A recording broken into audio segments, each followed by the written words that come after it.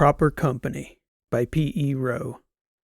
There's probably no secret in the outer letters we'd like to keep as secret as Kanice. It's not mapped in any proper manner. I'm sure there's a survey number, but if you've got a ship and you know where to find her, you'll probably never find a nicer little water world to soak up some sun and recuperate, regardless of what ails you. The major land masses of the world are at the poles, which works out nicely, because the equatorial seas are all but devoid of land, and the air is hot as hell. By the time the water circulates down to the poles, it's like a warm salt bath, soothing to the skin and to the soul, both of which were welcome, especially for our guest, Transom, who was in need of quite a lot of recuperation following the blast he took from that proximity mine. He promised to keep the place a secret, if we promised not to tell anyone he got fragged. Not that we cared all that much, but the mystique of the cold, invincible, unflinching badass takes a bit of a hit whenever it becomes common knowledge that not only are you mortal, you've come damn near close to cashing it in. This log entry, which is off Yankee Chaos's official register, started out there on Kanice, where all of us took some much-needed downtime while Transom recuperated. Hale Birch, Captain, recording. I thought the waters would have Transom back on his feet in 3 or 4 weeks. It took 8 before he was his old self again, both in body and spirit. For a while there, I wasn't sure if he was going to go back to Edoras. He didn't seem to have much fight left in him. Then he started swimming again, running, waking up early and doing calisthenics, soldier stuff. What the hell else would I do with myself, Birch? He asked me. You know, I said to him, I'd have said the same thing till I got blown up. Only difference was that soldiering got properly taken off the table for me that day. It will for you one day, too, and if you live through it, you'll have to figure something out. Maybe someday, he said, but not today. Once he was ready to go, we figured we'd give him a lift back to Edoras before checking in properly with Letters Command and seeing if they had any work for us. Odds were good they'd have taken us for lost ourselves, so it was entirely possible they'd stopped calling after almost 10 weeks since last contact. We were about to jump out on our way to Edoras when Rishi, being the diligent sort, decided to sift through our comms backlog. And sure, there were a few messages, but nothing that couldn't wait, except for one. It came in 2 weeks ago, Rishi said. Everyone was back in the atrium, strapping in for the jump, except for me and Juice. We were both up on the flight deck. Juice was finally starting to look like a normal human again after all that time, having made the best of that water world stop to put some weight back on his frame. He looked good. Well, who's the message from? I asked Rishi. I should probably just play it, she said. She put it up on the screen. It was one of the last people I was expecting to see, young Carolina Dreesen. She looked pretty torn up about something. She'd clearly been crying, and she started her message with a long sigh. Hi, Birch. I don't know where you guys are right now, and I don't know. Who knows when you'll even get this. I need some help from someone I can trust. I'm not sure I know who I can trust anymore here. I need your help. I can't say any more than that. I can get off Athos to the cylinders. I'm adding the encrypted address of a contact who can arrange for you to pick me up if you agree to. It's a personal matter, but I can't be more specific over a communication line like this. Anyway, I hope you can come. Of course you'll all be well compensated. I hope you and the crew are doing well. What do you make of that, Ship? I asked Rishi. No idea, Birch, she said, but unless I dramatically misread her, something serious must be up. Carolina doesn't strike me as the overly dramatic type. Nor I. I was rubbing my chin, thinking about it. Edoras wasn't exactly on the way to Athos, but Athos was definitely not on the way to Edoras. We already had a full ship. I must have been thinking about it for long enough for Rishi to guess what I was pondering. I think we should go get her, Rishi said. Before we drop off Transom? I have a feeling about it, she said. Like we're not done with him yet, or maybe that somehow all of these things are connected. To that point, Juice had been sitting there quietly, allowing me and Rishi to sort through the business of ship running. We don't even know what her issue is, Juice said. Looks like she's pretty shaken up about something. You really want to subject Carolina Dreesen to Transom? Or running through a Terran space to drop him off? Transom can wait, Rishi said. We need to go see her. You steer, Ship, I said. I'll make the call. Let Carolina know we're coming. I told the crew about the change in plans an hour into the first jump. They were all still in the atrium and had a pretty decent Sabaka game going. Even Ren was in on it. The course change wasn't a minor detour. At best, picking up Carolina on Athos meant at least another 3 weeks before we could get Transom to a Terran space, but he took the news with a surprising stoicism. Yet again, it seemed like he wasn't overly keen to get back to the war. I've never even seen that bastard ring with my own eyes, Transom said. They say everyone should see Athos before they die. I guess since I pretty much died last month, I'm overdue. I'll keep an eye on him, boss, Lita said. We both will, Soch said. What? Transom said. Who is this Carolina girl supposed to be anyway? This might be a bad idea, Ship, I said. After all we've been through, Transom said, you lot should have more faith in me. That we have any at all is what scares me, I told him. You'll figure it out when we get there. We got directions from Carolina's contact on how to pick her up. Apparently she had a friend who could get her off the ring anonymously, but she didn't have a way out of the system from there. Whatever was going on, she didn't want her actions publicly known. She even asked if Rishi could spoof our identity, in case someone looking for her asked about her time aboard Yankee Chaos a few months back. It had been a stroke of luck then, that we hadn't checked in with command, as we were still technically missing ourselves, maybe even presumed lost by the letters. Yeah, of course Rishi could spoof a signal from a similar transport ship. Carolina had us meet her on one of the ag cylinders in the Bantham cluster, a grain plantation with a few thousand people on it called Crawford Bantham, which apparently kept a very loose docking log. We'd been latched for maybe 2 minutes before Carolina was knocking on the outer door. There all by herself, carrying a decent-sized rucksack and wearing a hat pulled down over her eyes. She didn't wait for an invitation. As soon as Rishi opened the lower airlock hatch, she stepped in. The less time we spend out here, the better, Carolina said to the comm outlet in the empty room. Where to? Rishi asked. Out of Dreesen's for now, she said. I'm not entirely sure yet. Maybe Helenia first? I don't even know. As soon as we'd cleared those outer cylinder groups, Rishi burned us straight away from Athos, so the only good view they got of us was the light escaping our engines, a proper look at Yankee Chaos's backside and nothing in profile, in case anyone was looking. I floated down to greet Carolina in the atrium. Transom, Wren, and Soch were strapped in at the table by then.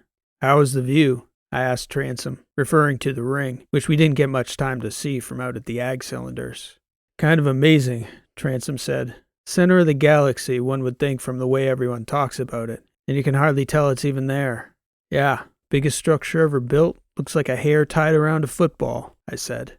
It's a little less anticlimactic when you land there.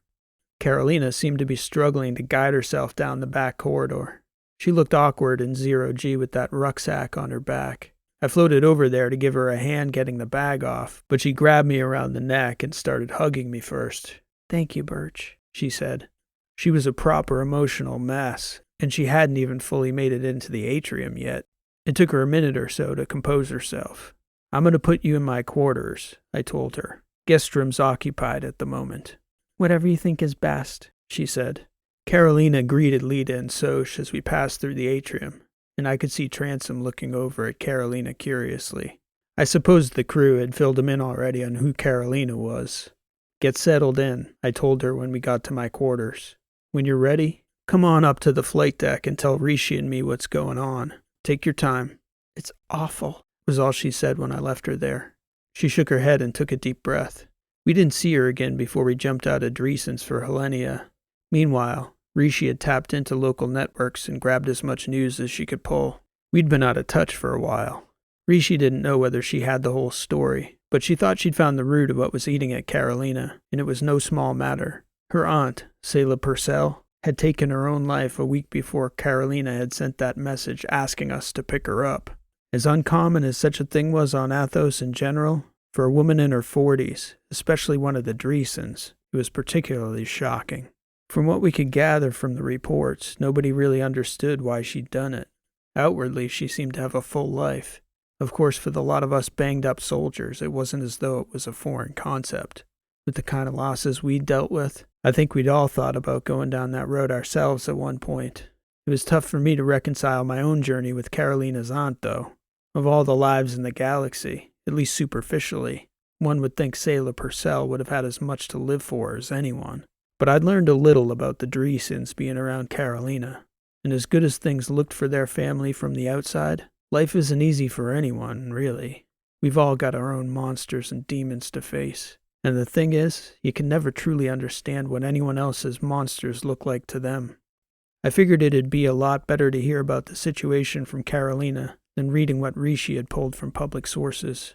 Carolina told Rishi that she felt too tired to come out that evening, that she'd been trying to sneak out of Ithaca and then off the ring for nearly 4 days, sleeping in guest rooms, then ducking off Athos by trading places with a crew hand on a cargo carrier.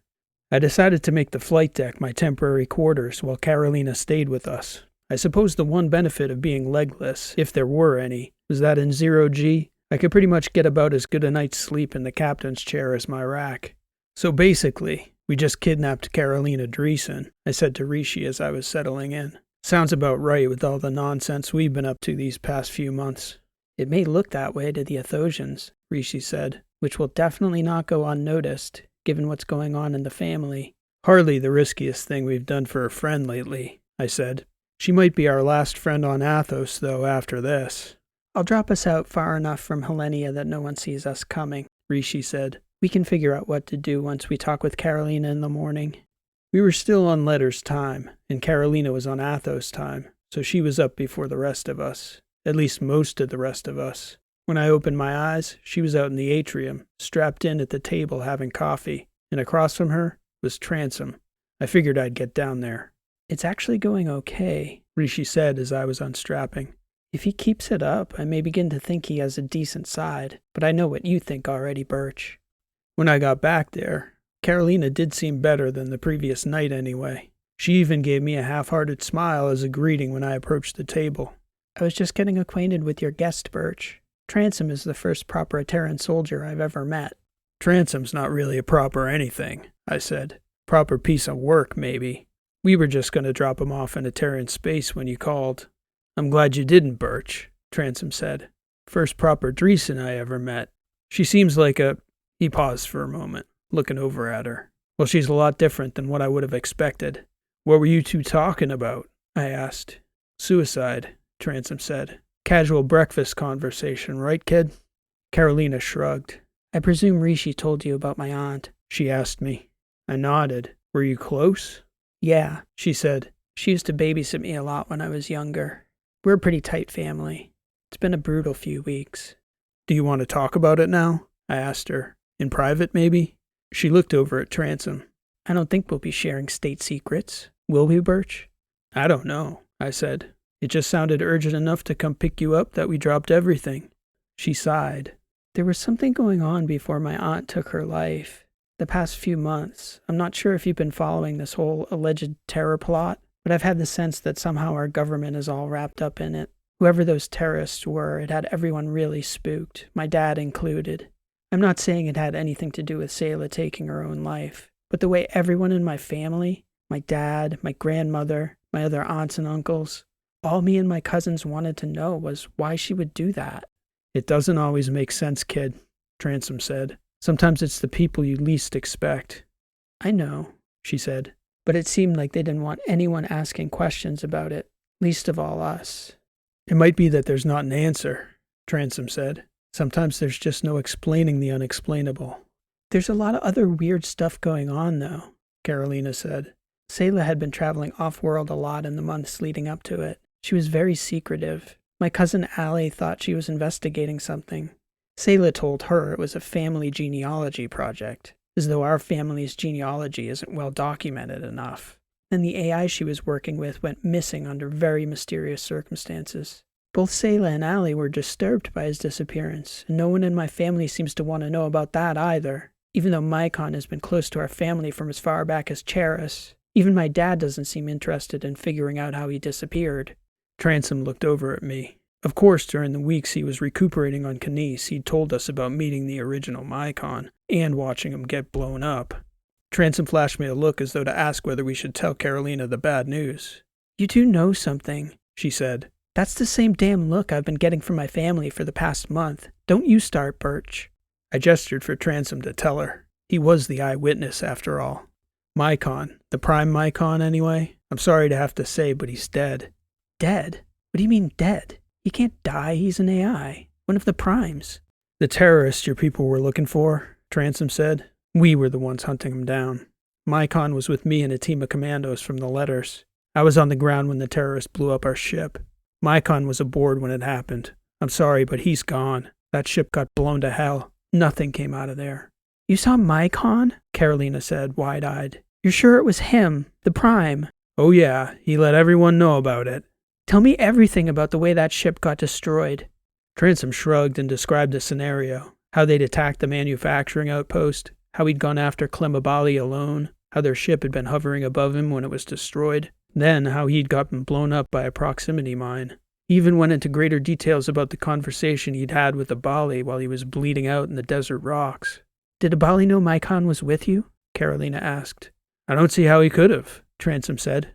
Birch, we need to go there now, Carolina said. Mycon is still there. How? Transom asked. I can't imagine a processor coming out of that conflagration and then surviving a 1,000-meter fall. That's because you don't know anything about the processor, Carolina said. Mycon is still alive. You need to get us back to the wreck, she said to Transom. Rishi knows the way, I said. It's just... Birch, this is the most important thing in the universe. Rishi, please, Carolina said, and then she continued talking as though thinking aloud. We'll need to find him a body somewhere along the way, and wetware, somewhere high-end that's off the grid. Nobody can know we're going there. Ship? I said. Are you getting all this? I'll set us a course, Rishi said. Won't that outpost still be crawling with Athosians? Transom said. Maybe, I said. I guess we'll find out. And that was that. This sure was the Carolina I remembered. Once she got her mind set on something, it was happening. I hadn't even had my coffee yet, and there was no way Transom was getting back to Edoras until young Ms. Dreesen had her answers. I suppose it was a good thing we'd kept him aboard after all, given his encounter with the Prime Mycon. We had a lot more discussion as the day progressed, mostly on how we were going to revive this original Mycon. Carolina knew things that most heads of state in the letters probably didn't even know, and it turned out that Transom had some in-depth knowledge about Mycon too. Apparently, they'd had a rapport of sorts, which was surprising. Must have been a hell of a charismatic bot to get anything out of Transom but scorn, if the way he treated our android Harold was any indication. Carolina, meanwhile, was working with Rishi on a plan to find a place along the way we could pick up some wetware, which was a computer term I didn't know or understand. But Rishi, Juice, and even Harold himself were all working to figure out a way to reconstitute Mycon if we could somehow find his main processor in that mess of a shipwreck out in that desert world. It wasn't really a processor, as Carolina explained it. The core of the processing unit, Mycon's brain essentially, was, on its own, a solid, inert graphene sphere about the size of a cherry, and, according to Carolina, nearly as hyperdense as the ring material in FTL drives. Even if the explosion had vaporized the entire ship, according to Carolina, as long as the debris didn't fall into the mouth of an active volcano, a star, or a black hole, there was pretty much nothing in the universe that could put a scratch on that processor core. The wetware was a specialized type of aqueous solution that surrounded the core, facilitating communication between it and a suite of processors that surrounded the fluid and the core. When active, the whole system was Mycon's brain, hyper-intelligent, unique, and housing one of the oldest living memories in known existence. At least he'd certainly seemed like a living being, according to Transom. Our problem was that there weren't a lot of places we could pick up wetware components like that, especially if we wanted to remain inconspicuous. It turned out, though, that we had a decent team already aboard in Juice and Rishi, who had her own personal motivation to reconstitute the original Mycon as a way of paying back a similar debt she owed to one of his distant clones. Between the information she had in her databases about wetware and what Carolina could tell us specifically about Mycon, Rishi and Juice were confident. They believed they could build a functional interface that would allow them to communicate with Mycon well enough that Mycon himself would be able to instruct them on a permanent solution. Rishi gave me a shopping list. Apparently, their short-term plan, if they could get the interface working, was to house Mycon in Juice's rusty old workbot George. It'd certainly be the last place in the universe anyone would go looking for the most sophisticated ancient AI in the battery. It needed a decent voice box and a power supply upgrade, but Juice had already redone its legs, its vision, and a bunch of other technical upgrades that were too in the weeds for me to know much about. We stopped at a little lunar settlement just our side of the boundary systems called Keaton Mira. They were renegade enough that they wouldn't be so fussy about the ship's register, and it was close enough to our bearing that it didn't take us too far off track. Carolina was anxious about getting there as quickly as possible. We weren't sure whether that would be such a great idea. There was a strong possibility Letter's security or the Athosians would still be keeping up a presence around the outpost, just to see if anyone from Abali's network came back to the site. Along the way, Transom took a keen interest in Rishi's topographical charts of that lonely planet. He worked with her closely to try and narrow the area of the ship's debris field. Even after they were satisfied that they'd identified a proper search grid, Transom kept staring at the map. He came to me the night before we were scheduled to arrive. I was up on the flight deck. He didn't even knock. "Birch, I hope you don't mind." "What, barging in while I was about to fall asleep?" "No trouble at all." "Great," he said, completely ignoring me. "I need to take a few drones out when we get there. The rest of you can handle the search." "What are you talking about? What other business do you have out there?" "Personal business. I have to know." "Know what?" "How he got me. I've never had anyone get the better of me like that. I need to know exactly how he did it. Plug the leak." "Are you kidding? Why? You're not considering going after this guy again?" "Not particularly." "You're going to twist your head all in a bunch over this. Not that I care, it's your head. My opinion, one soldier to another, is that the one thing that made you better than any other soldier I've ever crossed paths with is that you have keen instincts and you didn't overthink things. I'm taking a couple drones out when we get there. That's all I came to say. Just don't hold us up. We want to get in and out. That's if there isn't a security detail sitting on the outpost anyway." Rishi took us into System 563613 from an odd approach angle, bringing us up toward one of the planet's poles fast, to an aggressive braking maneuver in the upper atmosphere. There was no sign of any surveillance on the way in. "Let's be quick regardless," I told everyone. "Be on your toes and ready to bug out of here in a heartbeat if anyone shows." Lita was first out, hopping out the airlock at 1,000 meters in her drone suit. Rishi dropped the rest of us on the surface to walk a line, except Transom, of course. Rishi dropped him off in the hills to retrace his steps from that day he'd gotten fragged. I had to remind myself not to get agitated with the guy. He was always going to do his own thing. When Rishi returned to the site, she took close passes over the search grid, taking LiDAR readings. The ground was hard, wind-packed sand, almost sandstone. The ship had largely disintegrated before hitting the ground, so we didn't expect this piece to be buried deep if it was still here. That was our only initial question. And by the looks of things, no one had been there looking through the debris for anything, specific or non-specific.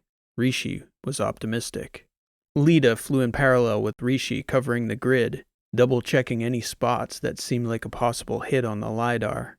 Those bionic eyes of hers did the trick once again. We were there for a little over an hour before Lita swooped down on an object that looked like a round black rock and tried to pick it up. "I think I found it," she said. "If it weighs more than Sosha's metal half, I don't even think I can lift it." "I'll send Harold over," I told her. We were up in the air a few minutes later with Mykon's core in hand. Transom was still out in the desert. I had Rishi put me through to him. "We're out of here, Transom," I told him. "I was thinking of stranding you again, but Lita and Rishi would never let me hear the end of it." "Negative, Birch. I figured it out. I need to borrow Lita. We've got some charges to blow." "How long's it going to take?" "However long it takes," he said. "This isn't an optional job. It's a we do the work. So chop chop." Rishi explained what Transom had learned. Abali had examined the topography outside the manufacturing facility. There were 8 natural routes out into the hills on foot, and he'd proximity mined every one of them. Transom had mapped out the first 5 pathways with the drones by the time we'd arrived to help clear the mines. He had Lita fly overhead and drop rocks to set off the live charges still out there. "You don't leave live ordnance around like that," he said. "For some colonist kid to get blown to bits 300 years from now for no reason. If I ever see that asshole again, I swear." So that's how he'd gotten him. Mined every footpath, figuring Transom would try to track him down personally. That took a little mystique off one of the wizard's tricks. They found and detonated 14 sets of charges in those hills over the next 3 hours. It wasn't exactly us being inconspicuous, but Transom did have a point about leaving live ordnance around.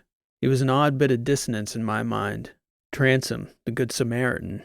When I asked him about it later, he just said, "We keep war in the war zone, that's all." Cracking that man's ethical code was a mystery equal to any of the befuddling situations we'd gotten ourselves into.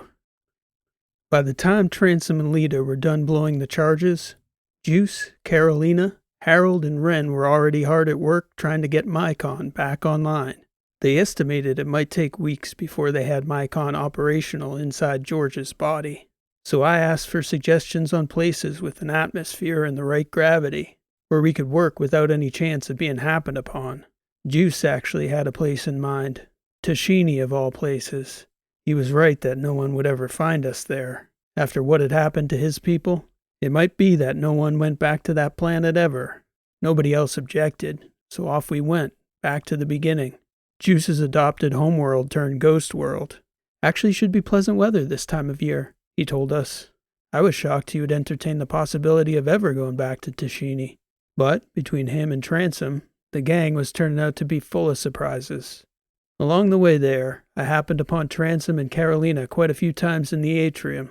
Each time I seemed to interrupt either a completely normal conversation or a surprisingly deep discussion surrounding Carolina's recent circumstances. Her aunt's suicide, her growing suspicions about things going on in the Athosian government, even her thoughts about her own family's reaction to recent events. Most of the time when I joined them, I sat quietly, listening to a man I realized I had never even met. This Transom seemed like a human being, and I couldn't help but wonder what was bringing that out of him. Revisiting that brush with his mortality back on that planet, or was it Carolina herself? She certainly had a way with people, sure, but I still wasn't certain whether Transom was an actual person after all. Maybe it was just time. That change in mindset being away from the war for so long. Who knows? But he was sure acting different. When we got to Tashini, Rishi took Juice's advice on where to set down. He chose one of the northern towns not too far from his own. There was a little pond to the north, a few hills, and a large enough barn that the computing team could set up in there and work on reviving Mycon together without getting baked in the sun. As they were getting the workspace settled out there, Lita, Transom, and I cleaned out a couple of the empty houses on the outskirts of the town. We figured it'd be more comfortable than cramming into Yankee chaos after she'd baked in the hot sun all day out on the edge of the desert basin. Apparently, I wasn't the only one noticing how friendly Transom had become with young Carolina, because Lita started giving him a hard time while we were pulling out the furniture to dust it and air the rooms out. She made some remark about one of the couches being a nice place for him and Carolina to watch the sunset together. We were outside in the dusty street by the front door of this old townhouse, and Transom stopped dead in his tracks and pitched about the fiercest look I'd ever seen from a man over at Lita. And I was thinking we were about to see the real Transom again. I didn't know whether to leave the two of them alone to hash out what was going on there, or to stay in case it got ugly. It was like he could sense what I was thinking. "Don't you dare slink away, Birch," he shouted at me. "This concerns you too." I put my hands up in the air to let him know I hadn't fired the first shot. "You don't even know what's going on here, do you? Either of you. You can't see the writing on the wall?" "I was just joking around," Lita said. "God, she's like a teenager, Transom. Only a rich family from Athos could raise a kid that innocent. And let me tell you, when that AI wakes up, she's about to ask questions even we don't want the answers to. Have you two even asked yourselves why a Bali has such a bug up his ass over Athos? Are you even curious about that? That girl's family is Athos, and she doesn't have the first clue about who she is. If I were placing bets on why anybody in the Dreesen family killed herself within weeks of that whole fiasco with the Bali, I'd bet those two things might be related. If any of you people had eyes, you'd realize this kid is about to get crushed. Normally, I wouldn't care less. But yeah, Lita, I like the girl. She's an innocent kid. Open your damn eyes." Then he walked off. Later that evening, Carolina told me that Transom had bumped into her back at the ship. He'd pulled her aside and told Carolina that he was sorry about everything that was happening to her, and that he'd be willing to help her talk through it. I asked her if it was awkward, and whether she wanted me to talk to Transom, tell him to back off. "No," she said. "It wasn't like that at all. I like him. I'm just confused, because you all treat him like, well, you treat him like he's different from the rest of you. Dangerous somehow. I don't know." "Let me know if it gets weird, Carolina," I told her. "He is different from the rest of us. Dangerous? Probably not to us, but you definitely don't want to make an enemy at Transom." Things got quieter after that. It took 13 days there on Tashini before Juice, Rishi, Ren, and the rest of them finally got a signal back from that little round rock that supposedly housed the mind of the oldest AI in the battery. Even then, the communication was sparse. Just messages back and forth about the current situation, accessible materials, and finally, directions back from the ball about how to proceed. Juice said it was going to take another week before they finally had Mycon's brain properly installed in George's body. I offered to run Transom back to Edoras in the meantime. I want to see this through, he told me. It's important. Fair enough, I told him. Nobody's trying to get rid of you. I know, he said. He started taking long walks in the hills. I, on the other hand, sat on the porch of that townhouse and read. The last book I had read start to finish was during my second stint in the rehab hospital. I hadn't had a moment to sit and relax enough to just enjoy reading a novel. I read 3 that week. The brain the gang was building in that barn was one of the coolest looking tech toys I'd ever seen. The permanent interface was a sphere Juice printed from an amalgam of metals and carbon fiber. That round container was filled with a hyperdense aqueous solution that Mycon's core floated in. Juice had to print the thing in one go, which meant they had to fill up the sphere with the solution as the printer fabricated each layer. In order to get the core to float in the middle, Carolina and Ren had to alter the density of the fluid mixture as they filled the sphere. Then, once the sphere was filled and sealed, Juice installed the processors that communicated with the android body on the outside of the sphere. Then he installed that brain in the head of old George after wiring up the relevant bodily systems. Juice was a pro with all that stuff. He and Harold mostly, though Ren and Carolina were on hand to help out as needed too. After all those tech theatrics, I was looking forward to meeting this special bot. I'd met a few Mycons over the years, but Transom insisted there was a difference with the Prime. He'd even used the word wisdom. On the day they were finishing up Mycon's head, I had Lita and Soch help me drag a dinner table behind the barn and set it down in the shade cast by the building. I figured we could sit down and eat together, celebrate once they'd finished the work. Transom and I were sitting there together at that table, me reading and he sipping coffee, when Carolina came walking along the back wall of the barn with old George, who presumably was now being occupied by the spirit of that ancient AI, Mycon himself. Mycon Prime looked even more robotic walking than poor George did steering that awkward heap of a body, but he was getting around again anyway. They sat down with us.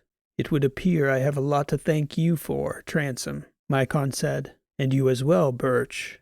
Would you believe me if I said I was happy to see you functional again? Transom said. Oddly enough, yes, Mycon said. I can't say the body is all that stylish, but I imagine if it hadn't been for your chance encounter with Carolina, it would have been a great deal of time before I was reconstituted again, if ever. Life's funny like that, Transom said. If it weren't for Carolina calling Birch, I'd be back somewhere on the West End, most likely killing a bunch of people I have no cause to have any quarrel with of my own. Maybe one of them will live to do something meaningful now. There's a thought, I said. Carolina wanted to speak with you both, Mycon said. That's why we came out together. She wanted you two to be here, because for whatever reason, she trusts you both. No offense intended, Birch. I do not know you. None taken, I said. In fact, the opposite. Carolina's trust is no small thing in my book. A lot has happened, Mycon said. Your very interesting ship's AI and I had quite the conversation this afternoon, Captain Birch. She has a special fondness for one of your clones, I said. I'm well aware, Mycon said. She filled me in on the news of the past month or so, both out here and on Athos. Our operation didn't go quite as planned, needless to say. On the bright side, Transom said, the guy never intended to irradiate 1 trillion of Carolina's fellow Athosians, so that's a plus. That possibility was never in our calculus, Mycon said. As I told you before, Transom, Abali is among the craftiest humans I've ever dealt with. Yeah, Transom said. We've both got the scars to prove that. And the uproar on Athos is testament to it as well. The damage may be irreparable. Carolina laid a binder on the table and opened it. Sayla's husband Michael married into our family and was very suspicious about how she died, Carolina said. I thought, at the very least, someone should listen to him. My father told me it was just pain and confusion, the search for an answer where there was none. Michael, for whatever reason, confided in me. Maybe he reached out to others, and I was the only one who listened. I don't know. But he gave me a list of meetings she'd had in the months leading up to her death. He didn't know exactly what it was all about, but my cousin Allie thought it had something to do with my grandfather in the war. I'm not sure if even you know all this, Maikon, but I did my best to figure out all the people she'd met with and what their connections were to my grandfather. There was a name on her contact list I almost couldn't believe. Carolina illuminated the list and projected it holographically above the binder. The names, of course, all meant nothing to us until about halfway down the list. There he was, our terrorist, Clem Abali. I didn't know what to make of it, and I still don't, Carolina said. Please, Maikon, tell me you can make sense of it. Exactly? No, the AI said. This is an even more improbable cluster of names than my finding you here with Transom, dear girl. This galaxy of ours is an unpredictable place. Is there any chance she was working with him? Selah, Maikon said. Certainly not. More likely, she was being used by him in some way, probably for information about the family. She'd have had no idea who he was or what he was up to, I suspect. Before last month, no one but the security service even knew who he was. It's the other names on this list that interest me. How so? Carolina said. They cluster around 3 distinct events at various points in the past century. Some deal with your grandfather, some with your uncles. Birch and Transom may not know, but the Athosian government keeps AI sequestered from any of the internal dialogue about decision-making. Only at times of vital importance, like we suspected Abali's purported terror attack to be, will I be called upon. The events these names cluster around are interesting, Carolina, but I have no first-hand knowledge. We'll need more information before I can draw any conclusions definitively.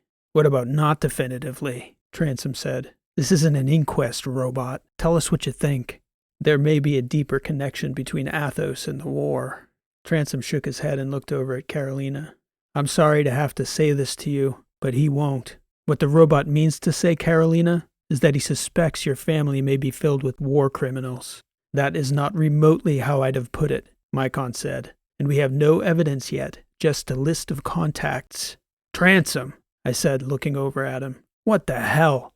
Carolina's not dumb, Birch. She might be a lot of things, but stupid isn't one of them. He turned to her. It's better you know the truth, and best that it's discussed when people are here with you to help process it.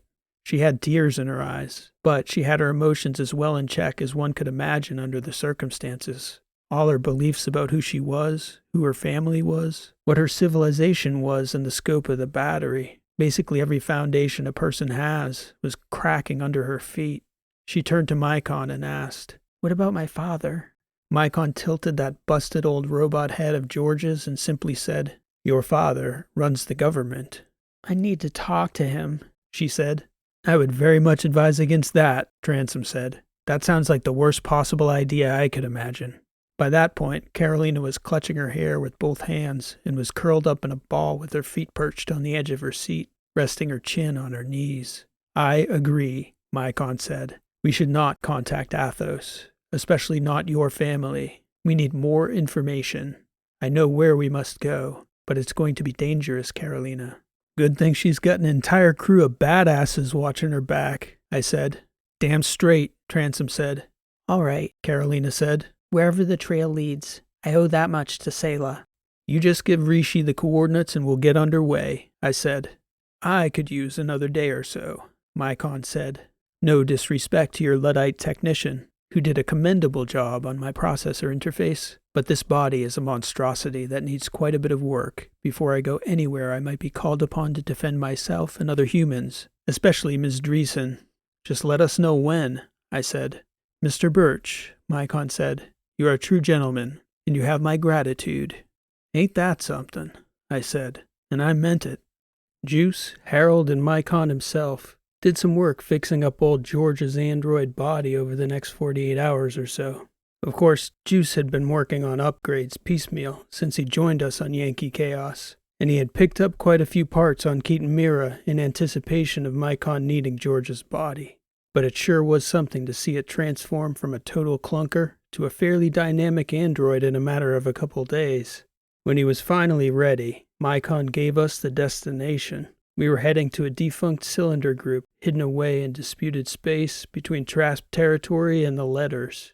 He wouldn't say what was out there, except that it was the next piece of the puzzle.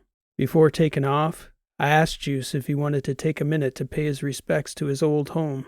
He hadn't stopped working on Mycon's body for a waking minute since we'd landed. "I'm good, Birch," he told me. "I had plenty of time to reflect when I was up in that cave. It's not easy to see this place, though. I'll be glad to go." It got me thinking about all of us, how one way or another, we kept doing things that had us staring our past demons in the face. Even young Carolina was getting her feet wet on that front. And Transom? It turned out I had no idea how right I was about not knowing him. Rishi woke me from a dead sleep in the middle of the second night on our way to the Garvin system. Carolina had been up in the atrium, drinking tea by herself. Then Transom got up and saw her there, looking sad. He floated over and sat across from her. "I don't like eavesdropping, Rishi," I told her. "This was 20 minutes ago," Rishi said, "and you need to see it." "Is Carolina okay?" I said. "Yes, just watch." So I watched as Rishi replayed the encounter on the float screen. "Can't sleep?" Transom said. Carolina shrugged and looked across at Transom. "You?" "Thirsty," he said. "Grab a drink," Carolina said. "Pull up a seat." Transom floated back over to the commissary, made himself a cup of tea, and came back to the table with a water pouch for Carolina. He placed it gently in front of her on the table as he pulled himself down to the chair across from her. "A lot to think about," he said. "I've been trying to imagine your perspective. Best I can come up with is that it's probably as hard for you to imagine someone like me as it is for me to imagine someone like you." "What do you imagine?" Carolina said. "A lot more than I would have before I met you. That's for sure. We all have our impressions. The Terrans in general. We have our thoughts about Athosians. But your family?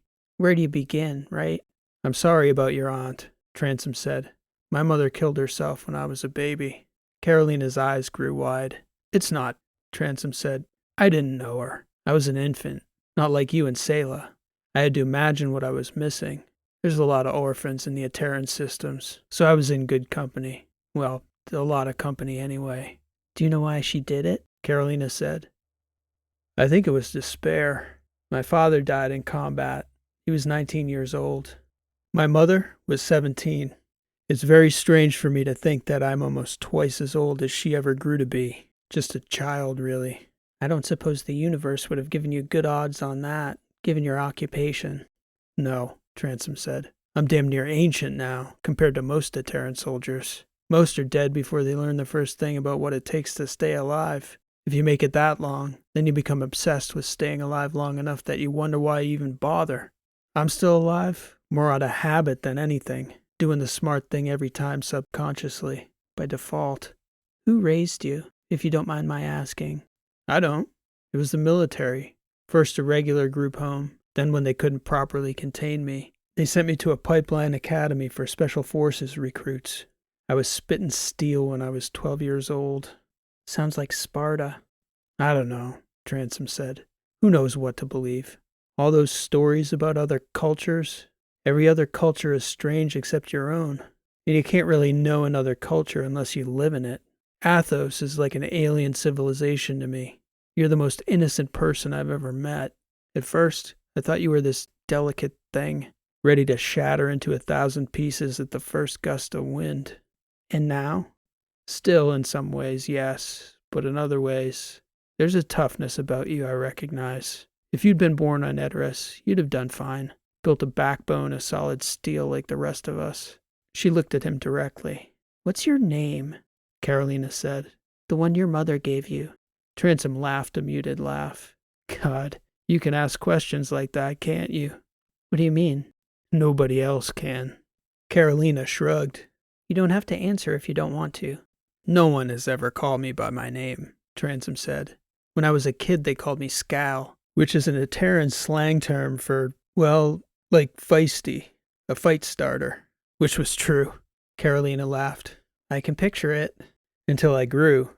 I only started fights with the older boys, and sometimes got my ass kicked, and sometimes won. I stopped doing that when I knew I would win every fight." "What did they call you then?" "Scal still. Until I graduated ODAS and took my call name. Now that's what everyone calls me." "Transom," Carolina said. "You didn't answer my question." Transom paused. "Sebastian," he said. Named for a dead uncle, who was named for another dead uncle, most likely. Carolina's head slumped down. I'm sorry, he said. It's difficult for me to not be. Hard? Carolina said. What can I say? It's my gift, Transom said. But I came over here to talk to you, and somehow you've gotten my given name out of me. What can I say? Carolina said. That's my gift. What were you thinking about that's keeping you up? Selah, Carolina said. She was a very political person, engaged, energetic, optimistic. I was wondering what it was she could have found out to so profoundly shake her faith in the future that she would do what she did. For what it's worth, Transom said, in my experience, people who lose hope aren't thinking about the future. They're struggling to break free from the past. I don't know. Carolina said, looking Transom in the eyes. What about you, Sebastian? He laughed. You little devil. There you go again, turning things around on me. I'm serious, she said. You're going to go back and fight in this war? With everything you know? Transom shrugged. I don't buy it, she said. I don't. You could have gone home weeks ago. Well, this was fun, Transom said. I like you, kid. But if you tell the rest of these losers my real name, I promise you'll never make it back to Athos. Okay, Carolina said as Transom unstrapped from his seat and began to float there. She was smiling. I won't talk, but you could never hurt me. Don't ever test me, Dreesen. You couldn't, Carolina said. I know. Then Transom floated back to his rack. I scarcely knew what to make of that late-night conversation. It left me kind of speechless, to the point I didn't remember Rishi and I discussing it afterward. And when I woke up the following morning, I half thought it had been a dream. It was still another day to Garvin, where there was a secret settlement hidden in the remains of a cylinder group that had been blown out by the Trasp during the early days of the war. According to Mycon, there was an anti-war underground operating in the fringes of both sides of the conflict. This outpost of these activists was predominantly Trasp, but there were people from all over the battery integrated into these groups.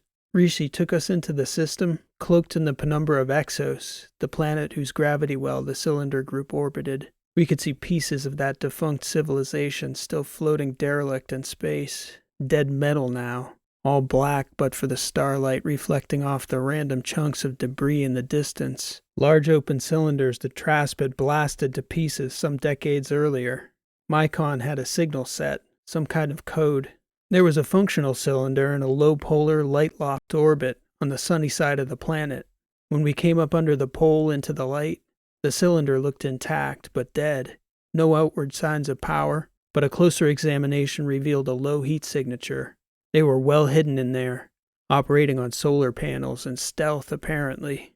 Rishi executed some of her finest flying, pulling us alongside almost burn-free and docking with the magnets and thrusters in a single smooth, quick arc that had us stopped and fixed to the rotating cylinder in a matter of seconds.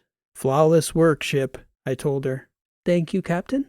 We'd come up on it so suddenly, I hardly had time to think about what was happening, but by the time I got back to the atrium, Carolina was there, saying her goodbyes to the whole crew. Lita was latched onto her. Soch was holding her bag. I hadn't even thought about the prospect of dropping Carolina there like that, sight unseen, and I didn't feel too good about it. Don't worry, Birch, Mycon said. We'd like you to accompany us a little further. I assure you, we are in good company.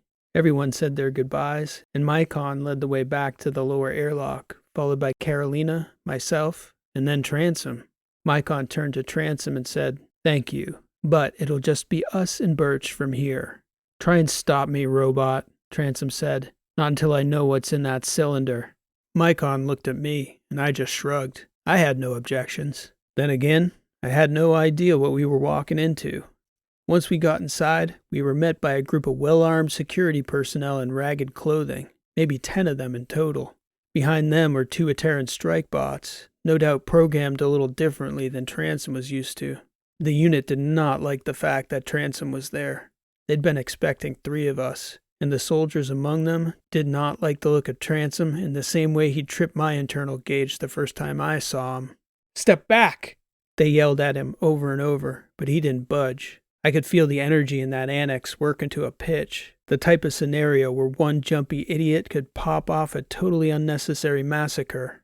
Y'all want to see how many of you it takes to kill me? Transom shouted. I assure you it's a crooked number. That brought the rifles up even higher, with even more fevered shouts. Take a deep breath, boys, Transom said. In and out, in and out. I ain't budging an inch. Finally, a call came from the back, evidently a commander. Hold! That's it, Transom said. Nice and easy, boys. I thought you all were supposed to be pacifists around here. Carolina started laughing, shaking her head as one of the guards at the front began to pull her forward by the arm. Hands! Transom shouted from behind me, and he charged forward right through that pile of men before they could react, punching the guard who'd grabbed Carolina, dropping him straight to the deck, out cold, setting off another standoff.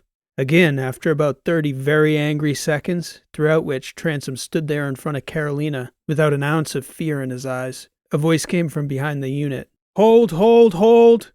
Hands to yourselves and we'll all be fine, Transom said. We're all friends here. The commander of the guard came through and directed the group to fall back, though 2 of them stayed on us, their weapons pointed at the floor.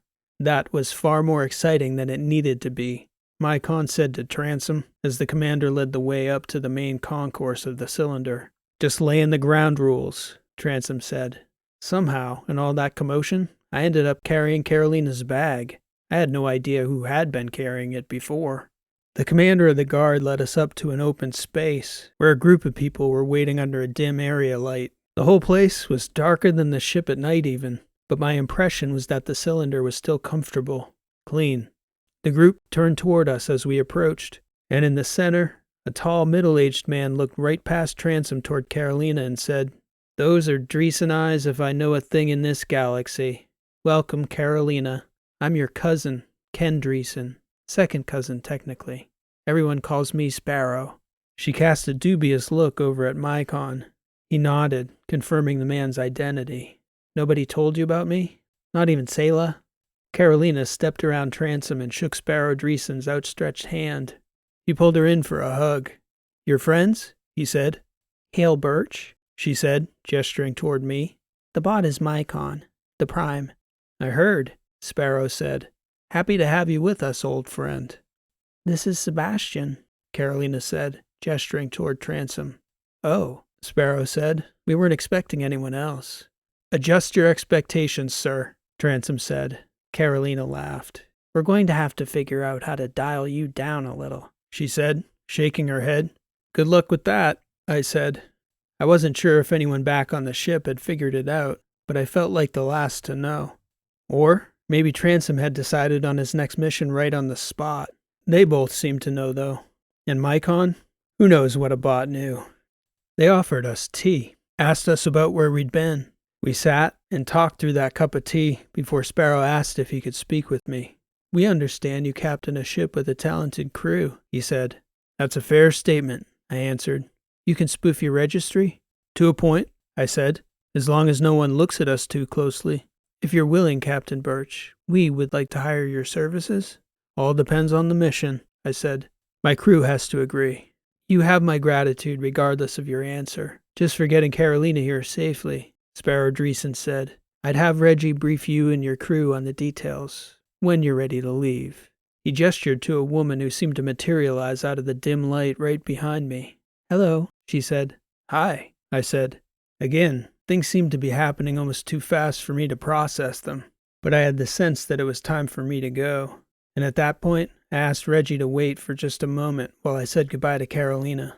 I could see Sparrow looking over at Transom, processing, I think, for the first time, that Carolina's a Terran bodyguard wasn't going anywhere. Sparrow's brow clearly betrayed that there was some concern there. But I also think he realized there wasn't a thing he could do about it.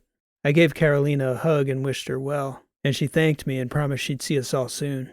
So, I said to Transom, I guess I'll give everyone your regards.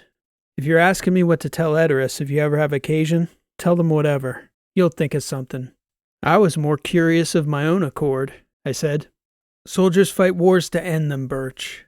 Tell me you've crossed paths with anything or anyone more likely to end the war than Carolina is. Now that she's on that path, as long as she'll have me, that girl won't take another step in her life that's not guarded by my right hand. What about the rest of you? He shook his head. It's an expression we say on Edoras. Never mind, asshole. I laughed. Look, I wouldn't have left her with you a few weeks ago. Or maybe you'd have killed me for trying to stop you. In any case, I feel better knowing she's in proper company now. It's a dangerous road she's going down. You know better than any how to keep her safe on it. If you ever need backup, you're the first call I'll make, Birch. You have my word on it. We'll see you both soon, I said. Then I headed back to the ship with Reggie. Here we were again, hardly with the time to take a breath from the one misadventure before we were starting another. So off we went, me and this new compatriot, venturing out anonymously into the secret dark. And I suppose that, in itself, is as good a place to end a log entry as any. Hail Birch, off the official log, naming this entry Proper Company, and wishing those two very different people my strongest personal hope that I will see both of them again, safe, healthy, and on good terms. Signing off. Proper Company. This has been an original story written and read by P.E. Rowe. Thank you for listening. I hope you enjoyed this story. If you did like what you heard, please show your appreciation by liking, subscribing, and leaving a comment. I also have a growing collection of other sci-fi stories like this one, freely available on this channel and on my website, rowlit.com. In addition, I've put together collections of my stories in paperback, ebook, and audiobook if you're interested in getting portable, ad-free access to my sci-fi shorts. And it's a great way to help support the creation of more stories like today's. The first collection, The Prospectors, is available in all 3 formats, and the second collection, Failsafe, is just out this week in ebook and paperback. Both are available through the link in the description. This year I'll be uploading a new sci-fi short every Thursday morning, so please check back here if you enjoyed listening to today's story. If you just can't wait or you prefer to read for yourself, I'll be publishing the text version Wednesdays on my Substack, which is linked in the description as well. I'd like to thank Isaac Arthur and his team at SFIA for generating so many great themes like today's topic. I hope to catch you back here next week for another new story. Thanks for listening. This has been P.E. Rowe, and I'll see you next time.